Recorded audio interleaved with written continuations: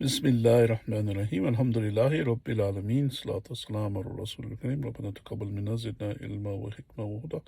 Asallallahu an yuwaffiqna lima yuhibbu wa yarda. أن ينفعنا ما علمنا علمنا بما ينفعنا اللهم صل على سيدنا محمد عبدك ورسولك النبي الأمي وعلى آله وصحبه وسلم تسليما. أعوذ بالله من شرور أنفسنا ومن سيئات أعمالنا اللهم آتنا نفوسنا تقواها وزكيها أنت خير من زكاها أنت وليها ومولاها لهم شكرا وما بعد. Honorable brothers and sisters, this is Sheikh Muallim Sajid. I'm here again. Today I'm going to talk about the witr salat, salatul witr.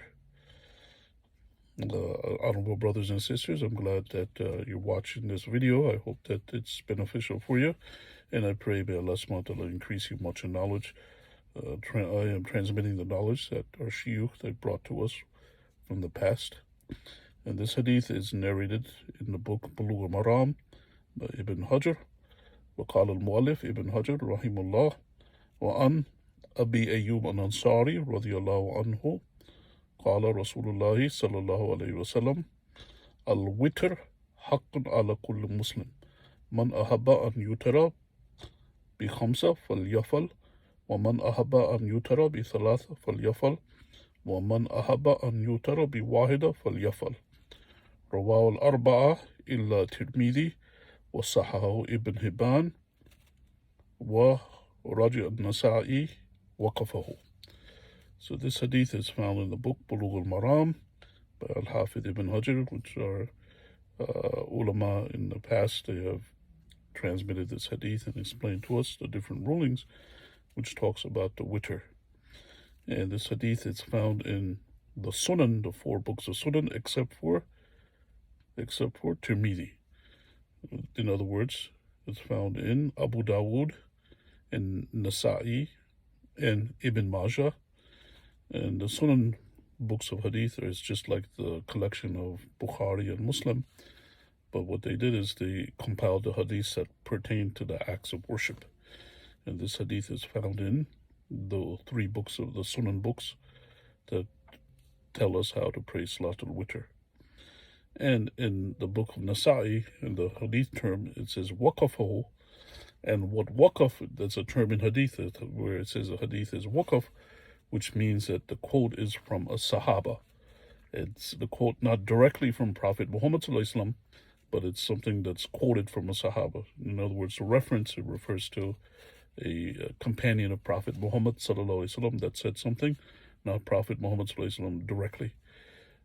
Anyway, the Sahaba, the companion, they would have said what they learned from Prophet Muhammad sallallahu alaihi wasallam, but just for the notation, waqaf means that it's a wording that the Sahaba, they said, that quoted from a Sahaba. So over here it says haqqu ala kullu Muslim, but this also, when in the Quran and the Hadith and other places, when it says Muslim, when it says for men, it refers to both men and women. So you see that the rulings, the different acts of worship, they're enjoined for both men and women. And this hadith, it talks about how to pray Salatul Witr. Witr in Arabic, it means odd. In other words, like 1, 3, 5, 7, 9, so on, which is different from Shafi. Shafi in Arabic means even, which is 2, 4, 6, and so on. So witr literally in Arabic means odd. And this hadith, it explains the different ways to pray Salatul Witr. And the wording of the hadith, Prophet Muhammad sallallahu alaihi wasallam said that the witr, it's an obligation on all Muslims. Whoever wishes to pray witr 5, let them do so. Whoever wishes to pray 3, let them do so. And whoever loves to pray 1, let them do so. And that's what the text of the hadith, it says. And the way that people, they pray witr, there's different ways that they pray with it. The one that's most common, people, they would pray 2 rakats, the nafil salat, 2 rakats, 2 rakats, 2 rakats, either 2 or 4, 6 or 8, or any combination of 2.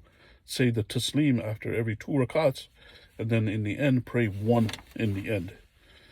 So if they were praying, like for example 5, they would pray 2 rakats, and they say the taslim, pray another 2 rakats, say the taslim, and then pray 1 rakat in the end. Or if they're praying 3 rakats, which is the most common, they would pray 2 rakats, like a regular nafil salat, say the taslim, and then pray the 1 rakat witr. That's the most common way. The second way to pray the witr is just the whole number of rakats with just 1 taslim. In other words, if somebody they're praying 7 rakats, they would just pray 7 continuously and just say the 1 taslim in the end, without doing the taslim after every 2. Or if they're praying 3 rakats, they would pray 3 and then say 1 taslim on the end. And this way here, what you would do is after every 2 rakats, you sit down for the tashahhud, just like in the Dhuhr and Asr and the other salats. After 2 rakats, you sit down for the tashahhud, and then the other 2 rakats, then at the last rakat, then you would pray the 1 rakat witr with the tashahhud. In other words, the second last rakat, you do the tashahhud, and the last rakat, you do the tashahhud. So if you're praying 7, for example, you would sit down in the 6th rakat and the 7th rakat. And likewise, if you're praying 5, the witr continuously, you sit down in the 4th one and in the 5th one to do the tashahhud. Or if you're doing 3, which is the most common one, you'd sit down in the 2nd one and the 3rd one, do the tashahhud on both of them. That's the other way to pray the salat al-witr. The last way to pray, which is a minor opinion, is to not sit down in the tashahhud in the second last rakat, but just the last rakat to sit down in the tashahhud. In other words, if you're praying 3 rakats, you pray all 3 and not sit down in the tashahhud, except for the last 3rd rakat, you sit down for the tashahhud. That's the 3rd way, the minor way to pray the witr. So the vast majority of people, what they do is they pray salat al-witr 3 rakats, and they differ if there's a break after the second one, if you say the taslim after the second rakat or not. In the Hanafi school, in the school of Abu Hanifa, he says that there is no break in the second rakat. In other words, there's no taslim in the second rakat. You pray all 3 continuously. In the other 3 schools, they pray the first way. That's what they would recommend, to do the first way, to do the taslim after every 2 rakats if they're praying that particular way, and just pray 1 by itself for the last rakat. And then also, again, in the Hanafi school, the other way to pray salat al-witr in Hanafi school is to pray 3 continuously without sitting down in the second rakat with just 1 taslim. So that's how to pray the witr.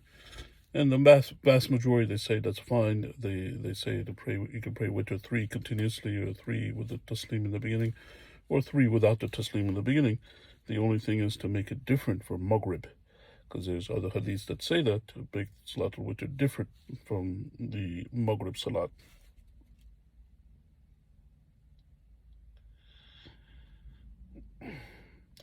Now the question comes up, some people, they say that can you pray just 1 rakat in witr? And the question comes up, it says, where do you find there being just 1 rakat in the salat? Usually you find everything to be 2 rakats or more. And the answer with that is there's what's called the fear prayer, the salat al-khawf. When the person there in the battlefield, what happens is the fear prayer, it's mentioned in the text that it is 1 rakat, just 1 rakat. And so the people, if they pray the last one, the 1 witr rakat, just 1 by itself, that is similar to the one that you have in the salat al-khawf. So the question comes up, what is the ruling for witr? Is it an obligation? Is it sunnah muakkada? Is it wajib? So on. So the hadith over here, it says it's a haqq, it's a duty on a Muslim. However, it's not like the 5 fard salats where it's absolutely obligatory, but it is something that is very, very serious. It is a haqq, it is a duty. And if a person, they leave it out, they're doing something really bad. Because Prophet Muhammad sallallahu alaihi wasallam, he never left off praying salat al-witr. Even when he was traveling, even when he was sick, he always used to pray salat al-witr. He never left it out. So that's something that is very important to do so. And some of in the Hanafi school, many people, they give the ruling for it to being witr, to be wajib. In the Hanafi school, the witr being wajib. However, the wajib, it's not, in the Hanafi school, is different than fard. Both of them, they mean it's obligatory, but fard is more of a serious obligation, Whereas if a person, if they did in the Hanafi school, if they deny something that's a fard, it would mean that the person, they denied something that's a serious part of the religion, and that would deem the person to be a disbeliever because they denied something that was that's mutawatir, that's well known to be an obligation. But if something is wajib, if you deny that, then they say it doesn't go to that extent where it's mutawatir, where it's well known, it's vastly known.